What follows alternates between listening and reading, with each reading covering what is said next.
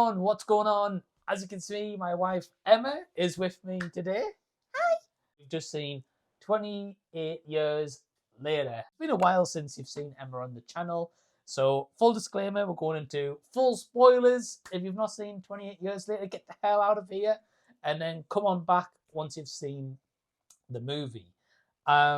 So I think good place to start would be maybe talking about our experience of the previous movies before going into this one. As you guys have seen on the channel, I've recently watched 28 Days Later and 28 Weeks Later for the first time, Emma. But you've seen them in the past, Yes. right? I think you kind of grew up more on them. Yeah, I watched the first one like religiously. It used to be my ringtone on my phone, you know, the music. That kind of stuff. Yeah, and I always watched it. And I remember when I was at university, I would watch it religiously like every week just because there was nothing else to do in Cumbria. Right. So no, I love the first one. The first movie is a 5 out of 5 experience for me. The second movie, I would have given like a 3.5. Still a really good movie. Robert Carlyle, Dad of the Year. Dad of the Year, 100%. So yeah, that's a little bit about our experiences of what we've kind of, you know, our journeys getting to this movie, because we were going to go see this together and I was really excited. I wanted to catch up, so I've played catch up and now we're here. Yeah, it's all right. It's a journey which we'll get into. But firstly, a bit more specifics, like Danny Boyle comes back to return. Alex Garland's back to write the screenplay. We've got a brand new cast. You don't expect to see anyone from the previous movies because they're not here. Again, we're going into full spoilers, but there is no return of Jim, of Cillian Murphy. We'll get to the ending. But yeah, so, you know, we've got like Aaron Taylor-Johnson this time as a character called Jamie. I think Alfie Williams plays Spike, his son. Jodie Comer is the mom. Isla, who's like the girlfriend, the wife of Jamie, Aaron Taylor-Johnson's character. Then you've Ralph Fiennes. Ralph Fiennes, Dr. Kelson. He comes like third act of the movie. And then there's basically a bunch of random people, except that like villagers. Yeah. Really, I would say. So yeah, plot of this movie. Aaron Taylor-Johnson and his son and the mum are all in this like remote village based in Holy Island. Yes. Kind of northeast of England representing. We live in the northeast, so you know these locations that we saw. We're like, all right, okay, we kind of know vaguely where that is, or we know where that is, or we've been there, etc. They're on like this remote island. Basically, they are keeping them to themselves. They're colonizing in this kind of village. They're fine, you know, they're not struggling for food or anything like that. No. But Aaron Taylor-Johnson's character Jamie decides to take his son out hunting for the first time and killing his first zombie, which they do, which attracts attention because they go onto the mainland. And then ultimately the mum isn't doing great, so he's like, oh, there's a doctor on the mainland. So then the son decides to take it upon himself to take the mum to the mainland to go see the doctor, and zombies ensue. Looking at it, so the little lad, Spike, strange name for a child. That's either a vampire or a dog, but never mind. So yeah, sorry if your name's Spike out there, by the way. Right. So yeah, he's 12-year-old, and like it starts off like obviously he was born during this time. He doesn't know a world without the rage infection. Right. And he's lived obviously in Holy Island his whole life. He's never left to go to the mainland. And his dad says it's time. I don't think it's really been a conversation with him. I think it's just his dad, Aaron Taylor-Johnson, who said, yeah, you go. Yeah. And he knows how to like fire a bow and arrow because they don't have any other weapons apart from them. And when he goes out, he's just shocked straight away because you see only these like The Last of Us, like the bloaters who were on the floor eating worms. And so they crawl, don't they? Yeah, they were all crawling. There seemed like a family of them. One of them ran away. Right. And then he kills one of them with his bow and arrow. And then they start getting hunted a bit more. And then you see when they're out the first time on this mainland, you see this alpha, it's what they call it, which I thought was quite funny actually. Right. So you see this alpha, he's like the big head zombie, and he just sits and waits. He's not like the rest of them. He's very calculated in what he does, almost like he's got a mind. And they take refuge in this house. But previously in this house, they've seen this infected hanging upside down by his feet with Jimmy carved into his stomach, which we'll get to a bit later on. And I thought it was really strange, because, well, not strange, I thought it was really good, sorry, because Aaron Taylor Johnson was like, just kill him, man. Like, he's not here, he's got no soul, he's got no mind, there's nothing to him. So they kill him. And then there's a bit later on in the film which sort of counteracts that, which I'll get to a bit later on, shall I? Or should I talk about it now? Yeah, I will keep it for now, because I think kind of like what Emma was saying is this movie is different tones. Yeah, very different tones. Like, if you're expecting the movie like the 28 Days or weeks later, and that kind of like, you know, there's silliness, there's goofiness, there's some zombies thrown in there, then there's a bit more of a serious plot line going on later on.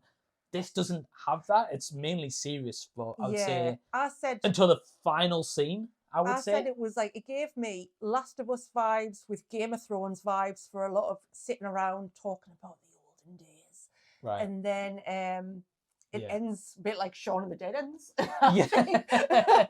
Yeah, so he kills him. Obviously, his dad says all that. They were hide and waiting to, because you only have to get to Holy Island, you have like a 4-hour window for when the tide's up and down to get through.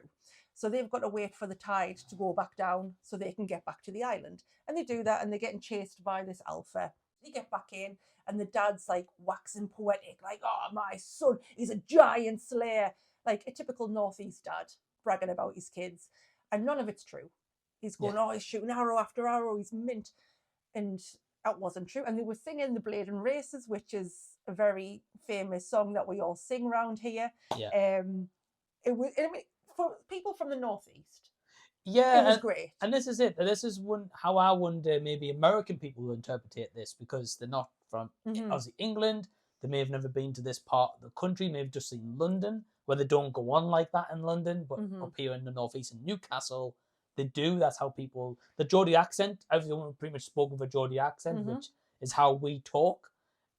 Maybe not so much me and Emma, but people in our region speak like that. So it was quite authenticated in that essence, as you said, seeing the Blade and Races. Like, it fit the theme with the tone, so they nailed and executed that really well. Yeah. But then after all this scene, we see that Aaron Taylor Johnson's character Jamie is cheating on the mum, the girlfriend, the wife, whatever she is. Cheating on Jodie Comer should be a crime. Yeah, she's a good-looking lady. Yes. I'll say that. But yeah, like, he's cheating. The son sees this, and basically the next scene is they talk about these stories of Dr. Kelson, which is Ray Fiennes, who's on the mainland when him and his dad are out in the exploring the woods. They see this fire, and the dad's always like, "Oh, I don't know what that is, son. Like, we have no idea. Sorry." But then the uncle or the caregiver of the mum at the home's like, "Oh yeah, it's Dr. Kelson. Like, he's a wacky Jackie character, basically." Yeah, well, he goes on to say, like, "Oh, he used to be my GP, like, before before this happened." And the kid doesn't know what a GP is, because he's never had to wait to get into a doctor's surgery before. Right. He's never seen a doctor before. And so they've said, like, oh, all the doctors are dead. There's no doctors on the island. And he's like, oh, no, yeah, he's a doctor. He's dead strange. But if your dad doesn't want to talk about it, we're not going to talk about it. And then he asks his dad a bit later on, because his mum is writhing around in bed. She's getting nosebleeds.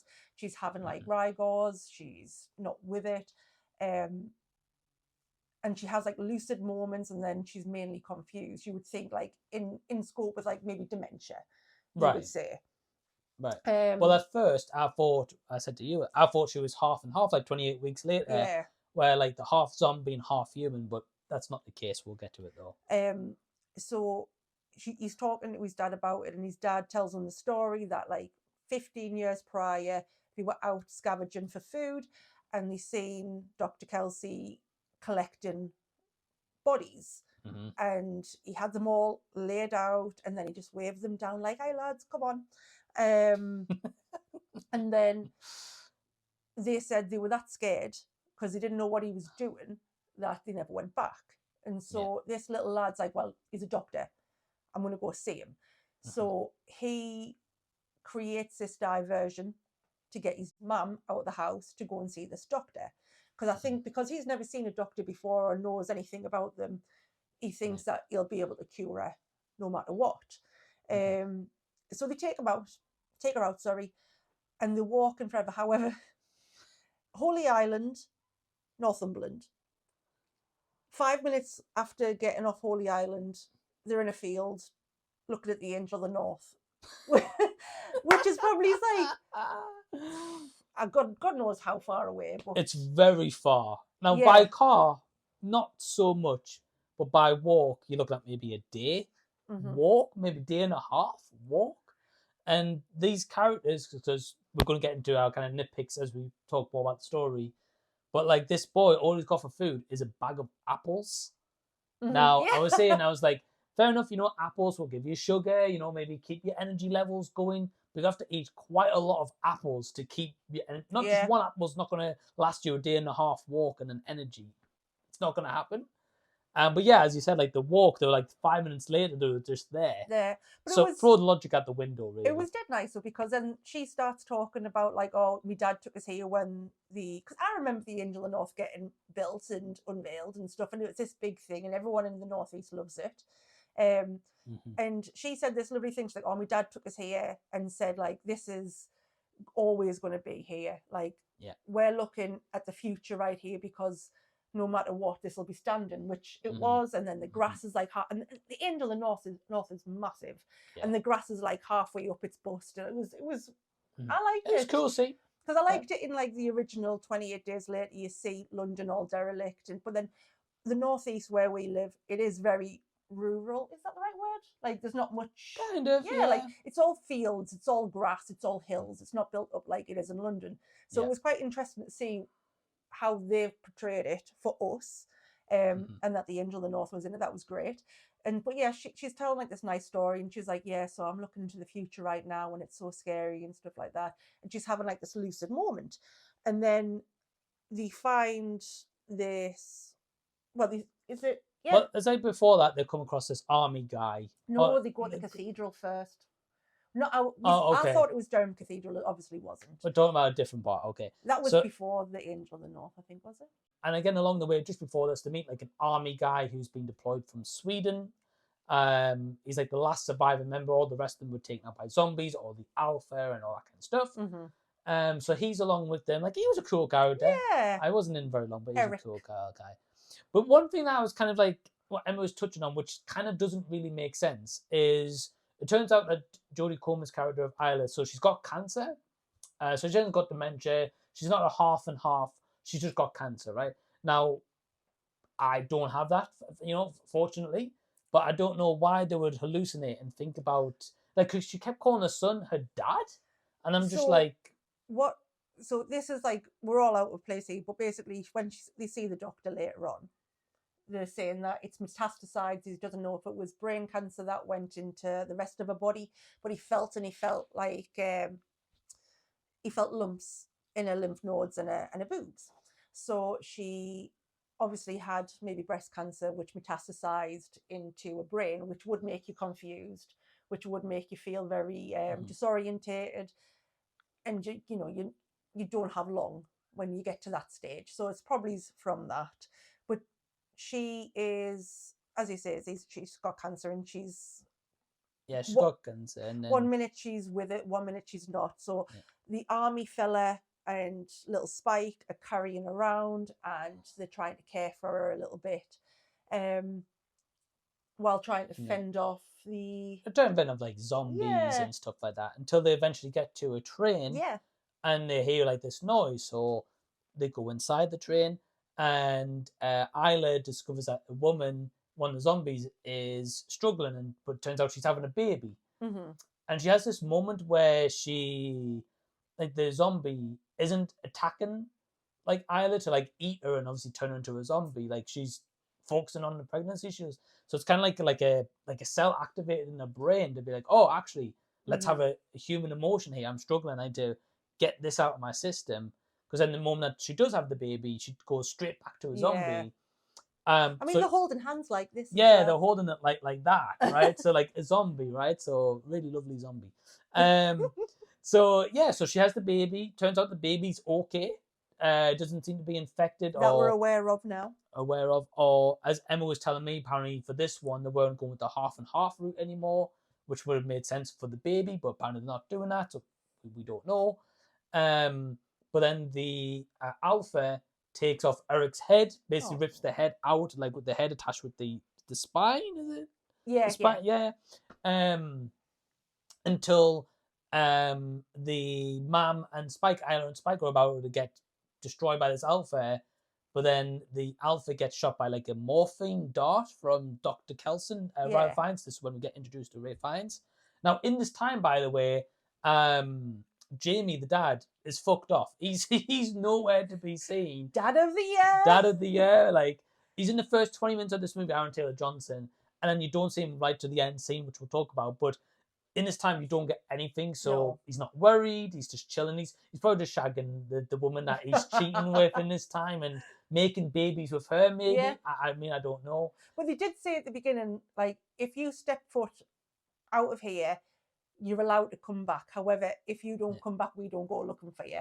Like, you're on your own once you go out of our compound. They do mention, but there's no like distress scene. You don't get like a quick 1 minute scene of the dad being like, oh, trying to fight the villagers. Maybe like, oh, I've got to go out there to my son, or like I've said some bad things, or I take back like some actions I've done. Having the moment of like regret or a moment of like sympathy for the character, like this dad you want to root for, would be like, oh, I really wish he went for his son and to help him out, but he can't because of the whole tribe and the pact and the mid.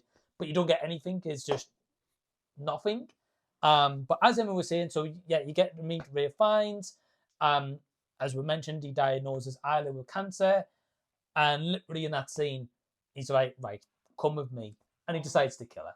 So it's a bit more to it though. Like, he diagnosed, and obviously the little lad, he thinks, right, way, he's going to kill me mum, and he starts getting hysterical. And then she becomes quite lucid with it. She's like, I didn't know how to tell you. Nobody else told you. It's gone on this long. We should have told you that I had cancer. But like, that's what we all assumed. And he's hysterical, which you would be. You're 12-year-old and a very human thing's happening to you. He goes through the emotions throughout the entire, like he gets taken out to see a zombie for the first time ever. He has to kill the zombie, and he's never killed anything probably ever in his life. Find out his dad's cheating on his mum. Find out that his mum's dying. So he's kind of like on a trauma high, I guess. Like, he's taking the responsibility. Like I'm the man of the house. I've got to help my mum. Yeah. Doesn't seem as if no one's helping the mum. So that's how they get to Dr. Kelson. But then it is quite like the whole scene with him in it. It's really nice. It was my favorite part of the movie because he's got like this big shrine made to the dead. So he was collecting all these bodies from the tail. Because he was like, all these eye sockets had seen something. All of these minds had, lived something. Like everybody deserves to be remembered.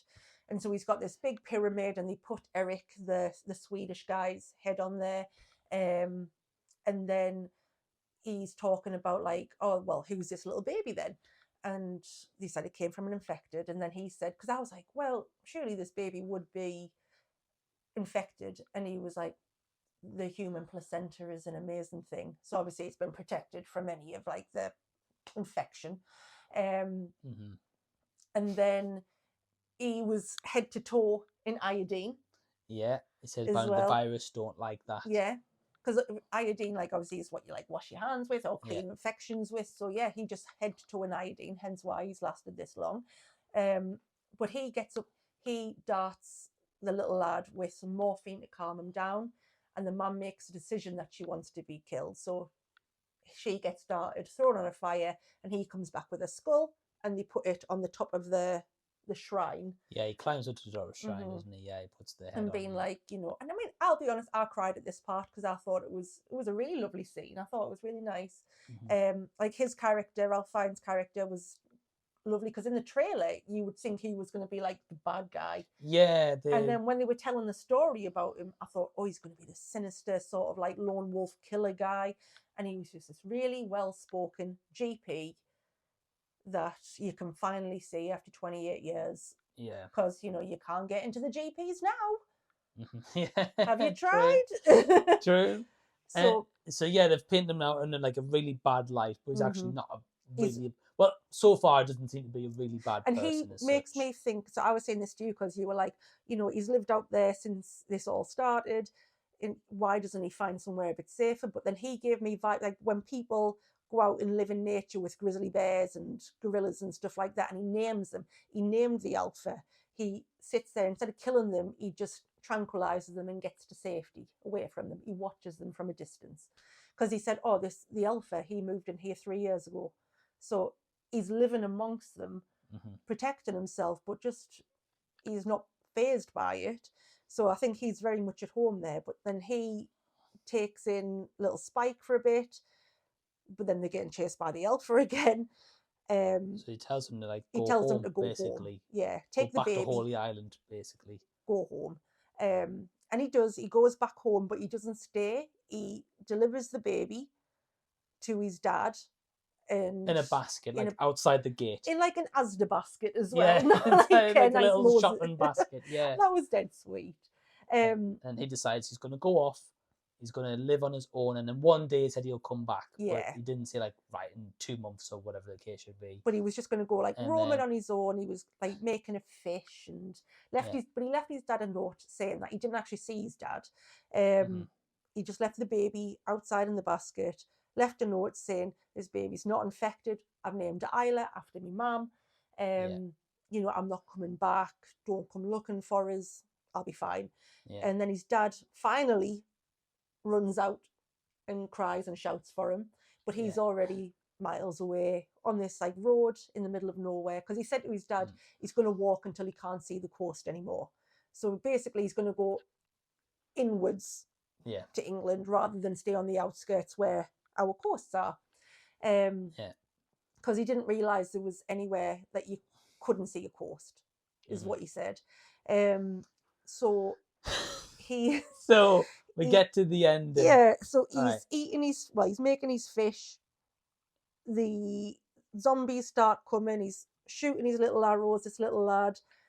He's running. He gets to a boulder. Like a wall that's bouldered off. And then you hear, hello. And then do you want to take it away? So you hear this hello.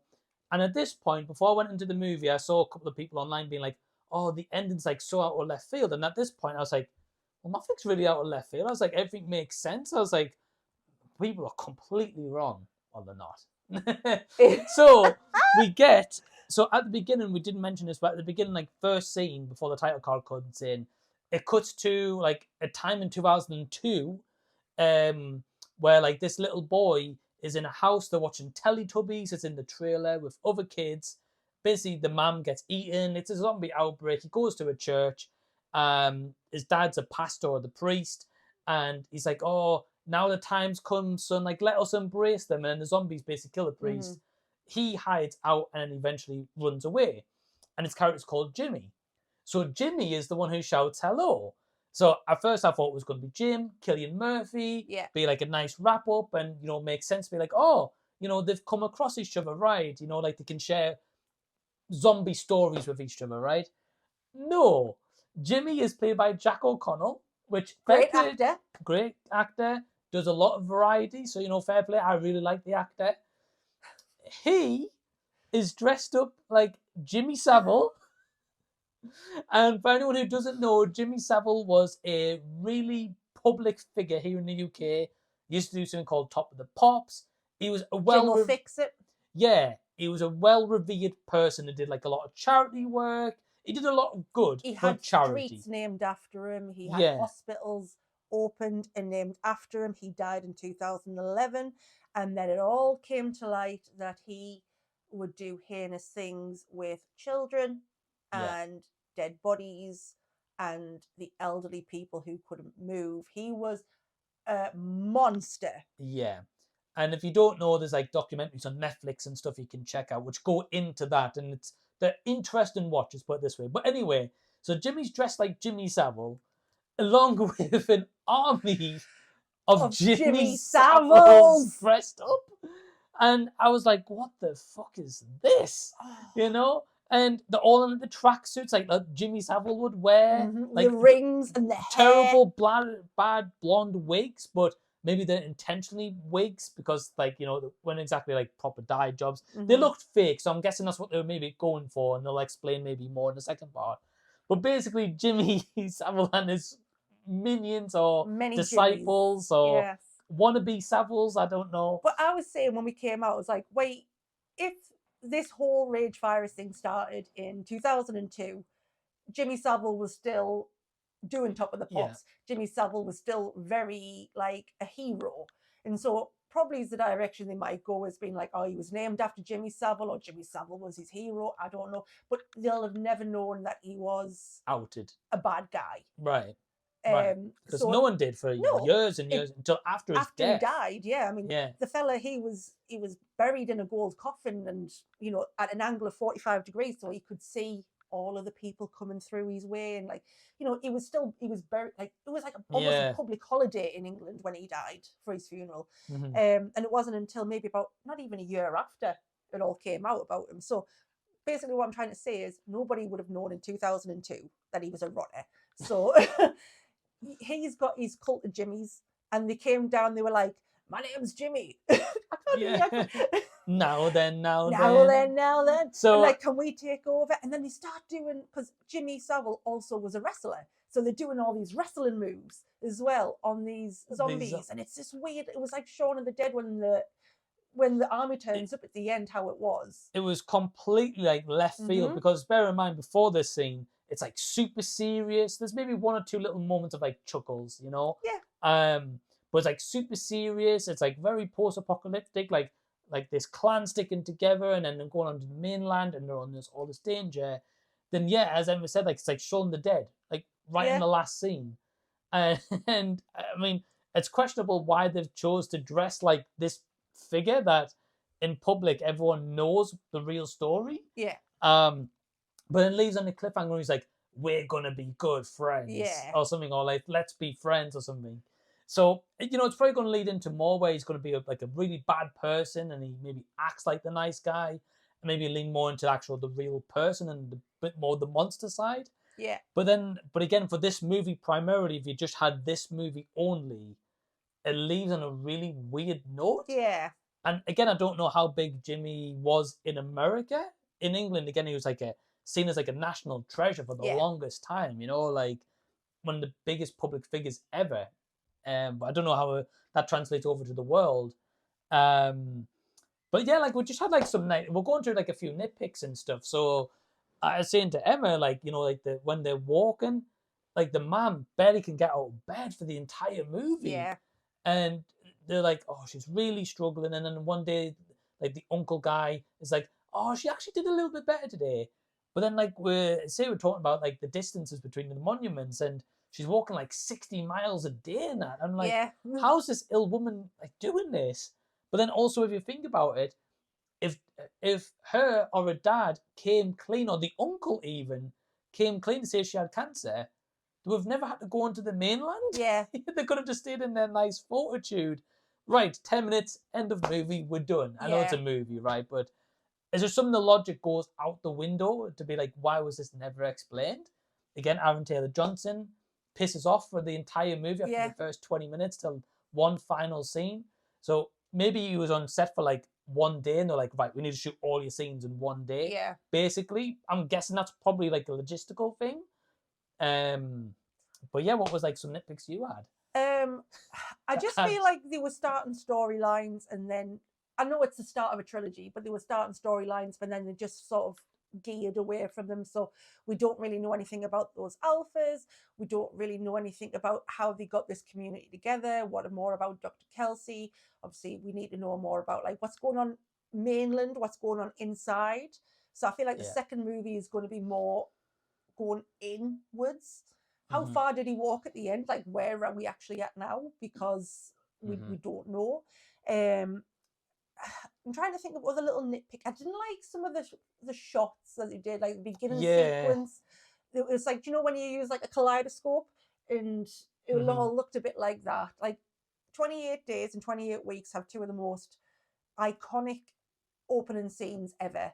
And I Mhm. thought watching the trailer and the Teletubbies and stuff like that, like being on it, I was like, oh, it's going to be heartbreaking. It's going to be really, Mhm. you know, it's going to be something else. And it wasn't. It was like a bit flat, I thought. It's kind of a homage to 28 Weeks Later in a way, the opening, but not as good. Yeah. Nowhere near as good. Then it just sort, I feel like it started at that like sort of pace and it never really went upwards either. So in this movie, we don't get a lot of zombies infected. We don't get a lot of them. So obviously, I think maybe go mainland, we'll see it. But even, I don't want to discredit the actors who are playing these zombies. And obviously, it's a very different. Obviously, we're 28 years into this pandemic, whatever it is, that they don't move like they did in the original. So why are some of them bloated, and why are some of them massive? Why are some of them like, I don't know? There's just no answers. Yeah. And as Emma said, like it's going to be a trilogy, which is cool, right? Like it'd be cool to see the end product from the start to the beginning. Mm-hmm. But the problem I find is once you have, just not just for this movie, but in general, but if you have a movie where they're going to be like, right, we're going to do this in 3 parts, we're going to do this in 2 parts, 4 parts, whatever the case is, you're always going to have questions that never get answered. Yeah. But if the movie doesn't do well financially, you're never going to see the second part or the third part, the fourth part, whatever. Yeah. It's like they're like lingering and hanging fire for you to rely to go see the next one to get your answers, which in a way is cool to get that anticipation, but it also feels incomplete. Yeah. Which I think is a big negative in general, really. Because I said to Mike when we left, I was like, I forgot I was watching a sequel to 28 Days Later. Yeah. Because it didn't feel like that. It felt like I was watching, again, Game of Thrones, The Road, Last of Us. Like, that's what it felt like watching it, which maybe it could be to its benefit, but I think maybe is it only doing good because it's 28 years later? Or could it have done better if it was just an apocalypse movie set in the Northeast? Because people still would have gone to see it. Mm-hmm. It didn't feel, the zombies didn't feel the same. They didn't really mention, mind you though, would 28 years into a virus, would you still be like, the rage virus? You know what I mean? Like, you would just say like, oh, that's the virus. You would just call them zombies at that point. Or zombies, yeah. Just infected or something, yeah. But yeah, there's like lack of answers, really. Yeah, and I don't know. It's been like my most anticipated thing for a long time. Again, the first movie's 5 stars for me. I love the original, and I know it's not going to be like that, and I know it's not going to be. I don't want like a shot-for-shot remake. I just would have liked something a bit more. And I tell you what, it did feel like when I was watching them with the Alphas. You know, what was that one that was on Netflix with Batista in, man? Oh, Army of the Dead. Army of the Dead. Yeah. That's what it felt like a little bit. And they had a baby. Yeah, in that they did one, have didn't a baby, they? yeah. So that's what I feel like it was going towards. And he was hanging Major Dong as well. The Alpha guy, put every man to shame, like that? Pretty much. Oh, I was... that guy was something else. Guy. I mean, it's... Yeah, I just want to quickly touch on, I agree about the cinematography. I mentioned in my, other 2 reviews that... they were products of the 2000, like shaky cam, and like that was big then. So, this was shot on iPhone 15s, which is an incredible feat to make a full movie like that. Danny Boyle's great at what he does. And I think he does adapt with the times. And as you were saying, like obviously the product of the time with the shaky cams, especially the first one, I feel like when you're watching it and you've seen the shaky cam when like Jim's running around or when the zombies are coming towards him, you do feel a sense of like, well, I'm getting chased, I'm in there, or I'm full of rage, and that's happening to me. So I can understand that. But then with this one, it just was, again, the kaleidoscope scenes and some of the shots were just dodgy, I thought. Yeah, like something like really grainy, but then the next shot in the same scene's like really bright, and it's just, I don't know why they chose to shoot it like that. Maybe try to keep them toned with the other 2, like camera work wise. It'd be like, but then they were doing, with improved technology, but they were doing scenes as well where you were flashing back to like, like 1800s, and Yeah. it was like armies like doing bow and arrows, and then like the First World War and stuff like that. And then you were saying there was some cuts of the second movie in there, which Yeah. apparently is now not canon. I was reading, but if you were telling the story, it was like a very different tonal shift. It was like, oh, I'm watching it, and this little boy is about to go out and have his first ever murder, but then it was just cutted with that. Yeah, I didn't like those cuts either, because like you're right, like they show like old wars, like old like films or whatever, you know, like where the armies are gathering, which makes no sense to this at all, because was started in 2002. Those clips were like from the 70s or 80s or before then, so time wise it makes sense.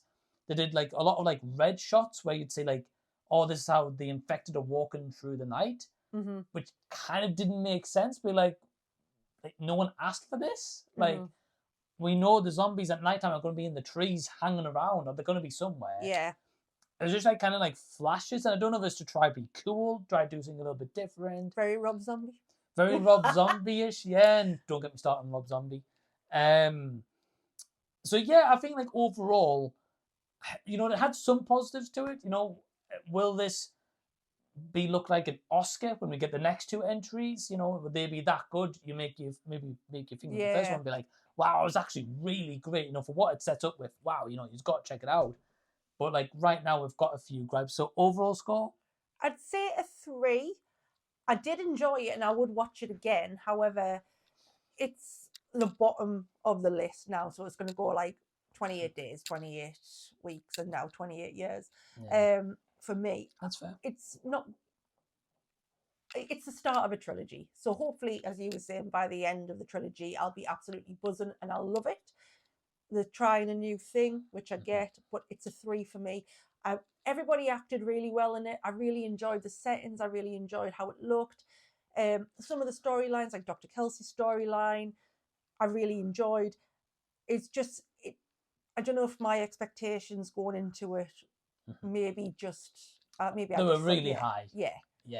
Like, you've been so excited. Like Emma's been so excited for this movie. Thanks, Danny Boyle. I'm crying now. No, but like you were more excited than I was. You know, it's probably been my most. I've been excited for a sequel to 28 Weeks Later since 28 Weeks Later came out. Right. Right. So yeah, I'd probably give it a 3. I don't think I would give it a 3.5. I think just a 3. I think it's saving grace was the end part with all the Jimmy Saviles. I never thought I'd be saying that. Jimmy Savile. No, anyway. The decision, like it's a baffling decision, put it that way. For people in the UK who know who this person was, it's baffling. Before I give you give yours, a good thing as well, like that they've sort of gone into, is that nowhere else has been affected by this. So England's been quarantined. Nobody's allowed out of England. And well, it said there was a bit of text right at the beginning, didn't it, where it said like the virus came from continental Europe or something like that. So I don't know if that's how it's also led to more places. I don't know. So it came to us, and then nowhere else has got it. Is basically what I'm saying. So not like 28 weeks later, where it was in Paris. That's not the case now, because when you meet Eric, the Swedish fella, he's in the Navy, and he was like, "Oh, my mate, he delivers Amazon packages, and I should have done that. Instead, I went into the Navy."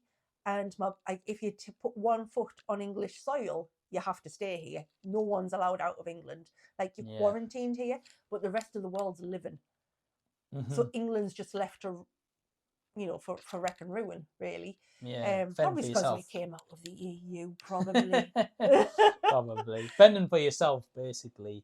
Yeah, I feel like it's a movie that it doesn't have the tones of the other two. Like, the other two you can just watch on their own. And they're fine movies, you can enjoy them for what they are, and like again, like they kind of changed the game for back when. Like obviously Emma was telling me more about zombies. Right, there you go. So they changed the entire zombie genre from that point, really. This one relies heavily on the other two outlets we've not got yet.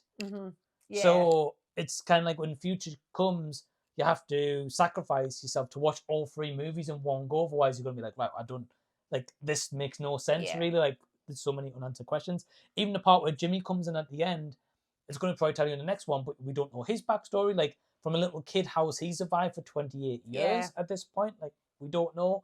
So I would say probably like for me, maybe 2.5. I think I that's feel fair. like maybe 2.5 maximum, because it's like in the middle, wait to see like again, maybe the second movie is going to be like that great. I'll be like, wow, actually, it makes the first one so much better. Yeah. Or it could be terrible. I'm like, yeah, that first one's now pants, you know? I don't really know. But what's your thoughts on 28 years later? Let us know down below in the What do comments you section. think of Jimmy Savile? Yeah, what do you think of that man? Yeah. But yeah, I hope you guys have enjoyed this review anyway. I know it's been a bit of a longer one, but this has just been like a spoiler discussion video. Hope you've enjoyed it. And yeah, until next time, we will see you later.